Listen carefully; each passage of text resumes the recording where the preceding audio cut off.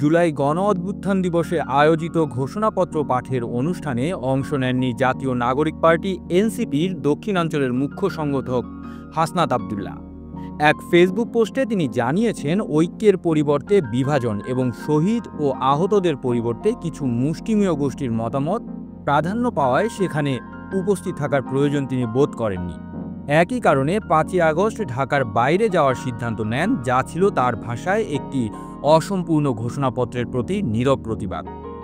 উল্লেখযোগ্য যে ঘোষণাপত্র পাঠের অনুষ্ঠানে অংশ না নেওয়ায় হাসনাত সহ ৫ নেতার বিরুদ্ধে কারণ দর্শানোর নোটিশ জারি করে এনসিপি। এতে ২৪ ঘন্টার মধ্যে সশরীরে হাজির হয়ে লিখিত ব্যাখ্যা দিতে বলা হয়।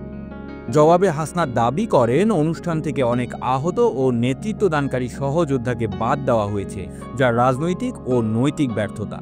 তাই ব্যক্তিগতভাবে অনুষ্ঠান বর্জনের সিদ্ধান্ত নেন তিনি আরও জানান, ৪ঠা আগস্ট রাতে দলের আহ্বায়ক নাহিদ ইসলামের সঙ্গে যোগাযোগের চেষ্টা করে ব্যর্থ হয়ে দলের মুখ্য সমন্বয়ক নাসির উদ্দিন পাটোয়ারিকে অবহিত করেন। তার মাধ্যমে বিষয়টি আহ্বায়ককে জানানো হয় এবং সম্মতি পাওয়া সাপেক্ষে তিনি সফরে অংশ নেন। সফর সঙ্গী ছিলেন সার্জিস আলম, তাসনিম জারা ও খালেদ সাইফুল্লাহ দম্পতি।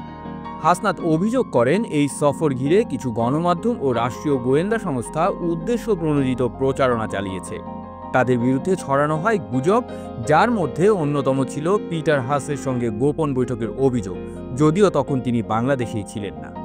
একই সঙ্গে তাসনিম জারার বিরুদ্ধে পরিচালিত স্লাট শেমিং প্রচারণাকে দুঃখজনক ও নিন্দনীয় বলে উল্লেখ করেন তিনি। হাসনাতের অভিযোগ, গোয়েন্দা সংস্থা ও সংশ্লিষ্ট গণমাধ্যমের বিরুদ্ধে দল কোনো অবস্থান না নিয়ে উল্টো শোকত জারি করে এনসিপি, যা মিথ্যা অভিযোগ ও ষড়যন্ত্র তত্ত্বকে উস্কে দিয়েছে। তবে তিনি দলের প্রতি নিজের দায়বদ্ধতা ও গণতান্ত্রিক সহনশীলতার পক্ষে অবস্থান পুনর্ব্যক্ত করেছেন। আপনারা দেখছিলেন প্রতিদিন সকাল।